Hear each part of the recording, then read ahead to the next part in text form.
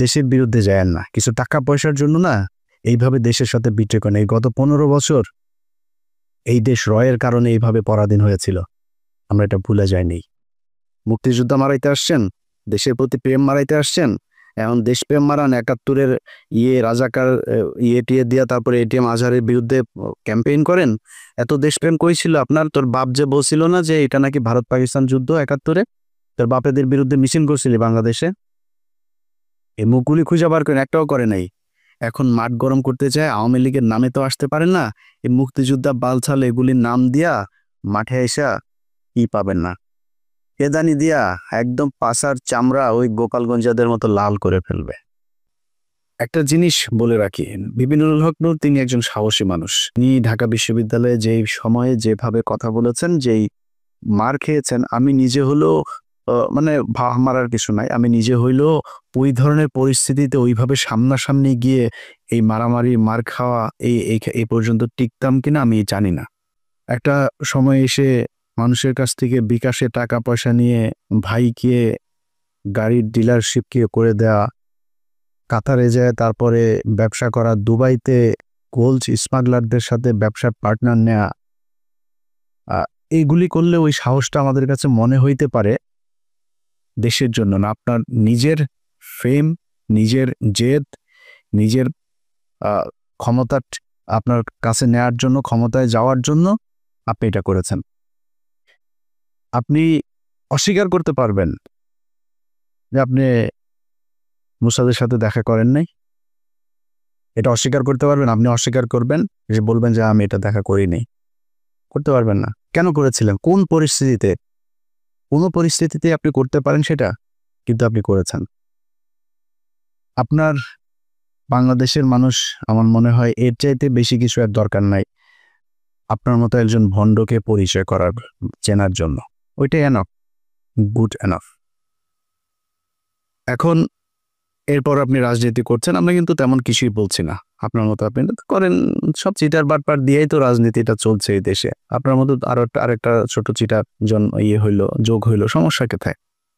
কিছু সময় তো আপনি হাসিনার বিরুদ্ধে কথাবার্তা বলেছেন, গুড, করেন, কোনো সমস্যা নেই।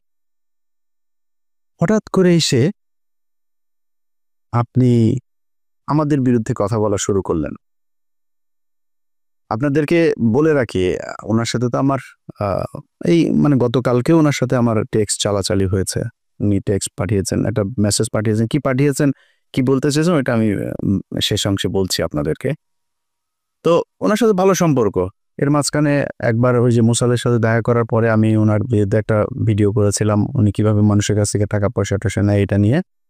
তারপরে আবার ওনার সাথে সম্পর্কটা উনি ভালো করেছেন।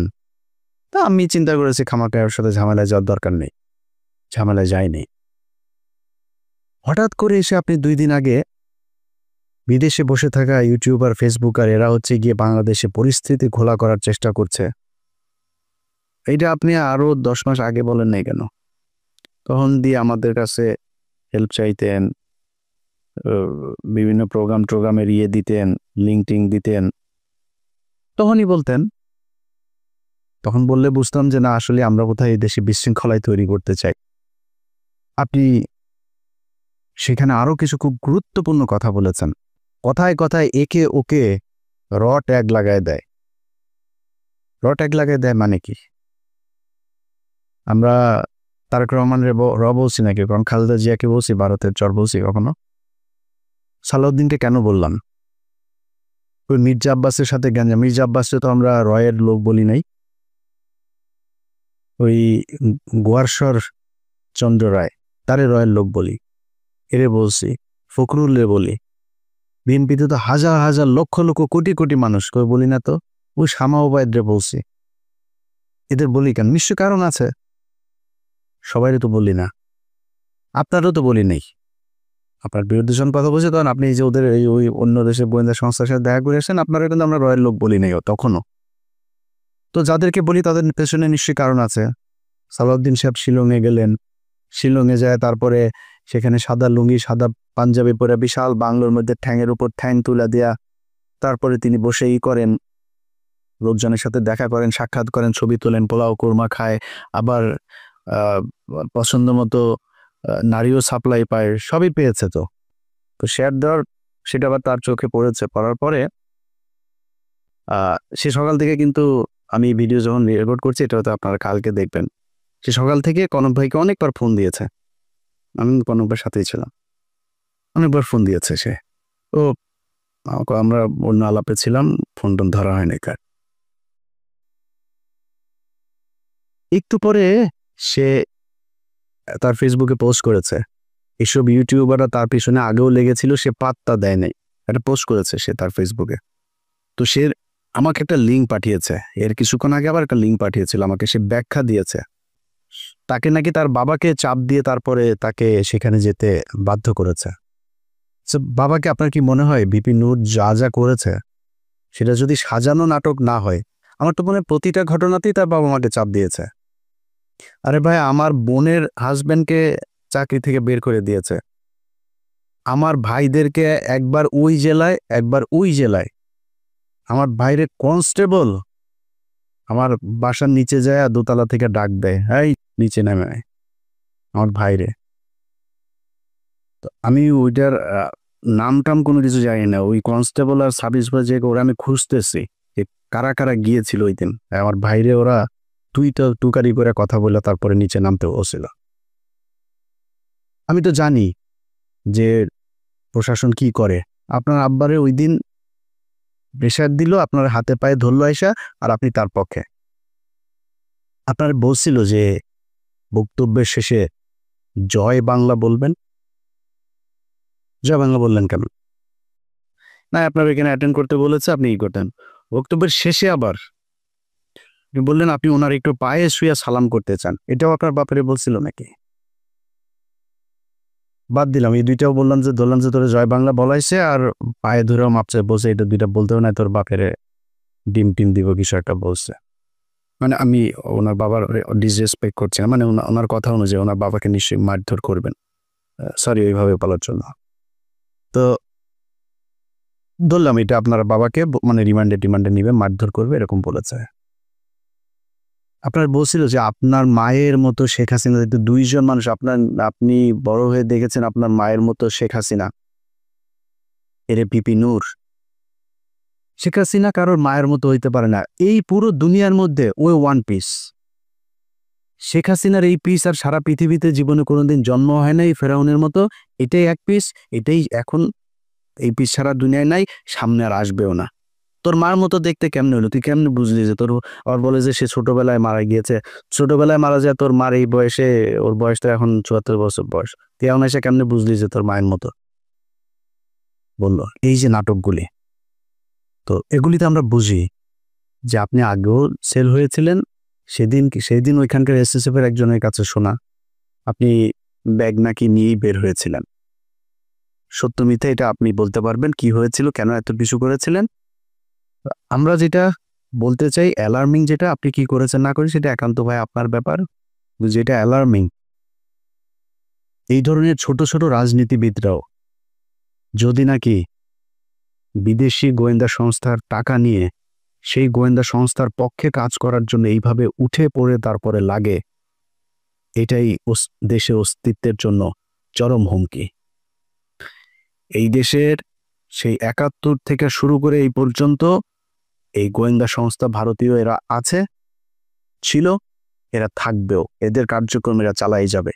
এই যে ২ দিন ধরে আপনার জামায়াত নেতা এটিএম আজহার, তিনার মুক্তির পরে দেখবেন ওই যে ৩-৪ জন লোকজন নিয়ে তারপরে বাম এসছে, সংস্কৃতি কর্মী এসছে, শিবিরের ভাইদের বলবো পাঁচড়াটা উদাম কইরা লাল বানায় দেবেন, যেটা নামে আসবে এই বিচার পৃথিবীর ইতিহাসের সবচাইতে নিকৃষ্টতম। এই ধরনের কোনো ঘটনা ছাড়া ঘটনা বানায় এইভাবে জলজ্জান্ত মানুষকে একটা গণতান্ত্রিক দেশে কোনো সরকার এইভাবে এই সভ্য সমাজে ফাঁসি দিতে পারে, এই নিকট অতীতে এই পর্যন্ত এই পৃথিবীতে এই ঘটনা ঘটে নাই, যেটা শেখ হাসিনা ঘটিয়ে গেছে। শুধুমাত্র রাজনৈতিক প্রতিদ্বন্দ্বিতার কারণে তাদেরকে হত্যা করা হয়েছে।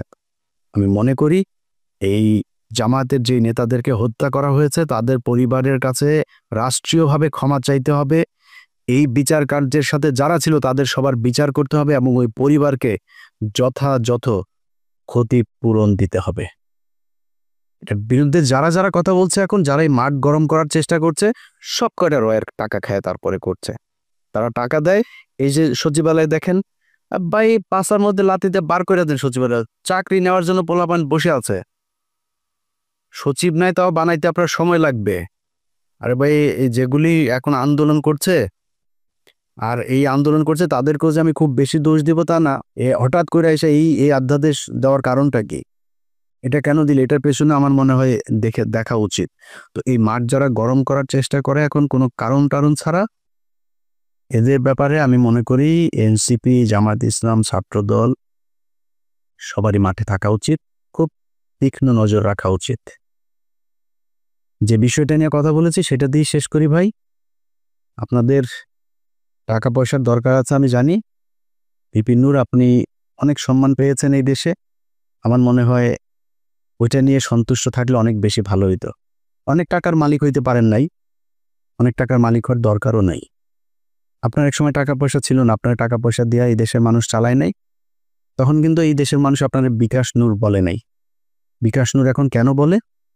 এটা বলার একমাত্র কারণ হচ্ছে আপনি বিকাশে মানুষের কাছ থেকে টাকা নিয়ে দেশের বিরুদ্ধে কাজ করেছেন। দেশের পক্ষে কথা বলতেন, ভাই আমি খুব গর্ববোধ করব আমার শেষ বয়সে যদি নাকি ধরেন আল্লাহ মাফ করুক এমন কোনো সমস্যা হয়, আমার মানুষ সাহায্য তুইলা তারপরে আমার সেই সমস্যার সমাধান করতে হয়, আর চাই একটু কষ্ট থাকবে না। আমি এইখানে বিশাল রাজকীয় জীবনযাপন করি না।